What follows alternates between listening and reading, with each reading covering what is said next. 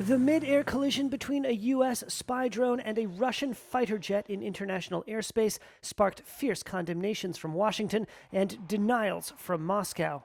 Russian aircraft again engaged in dangerous, reckless, and unprofessional practices on Tuesday. U.S. Defense Secretary Lloyd Austin on Wednesday admonished the Kremlin after a Russian Su-27 aircraft the day before intercepted, struck, and damaged the propeller of an American MQ-9 Reaper drone, forcing operators to crash it into the waters of the Black Sea.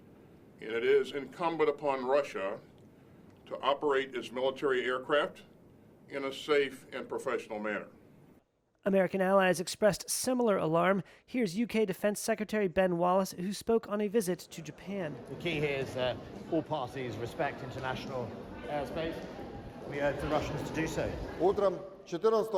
But Russia's defense ministry claimed the American drone was heading toward Russian-held territory and said that there was no collision, asserting the MQ-9 crashed all on its own. Я считаю, что это настоящая провокация.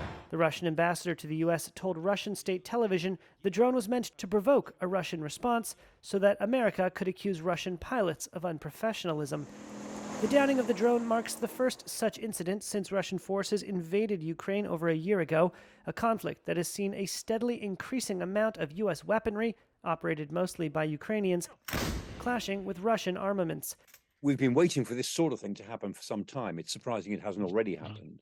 Professor Michael Clark is the former Director General of the Royal United Services Institute in London. The United States have been flying drones in open airspace across the Black Sea, as they're perfectly legally entitled to do. The Russians have been trying to buzz them and disrupt them for months.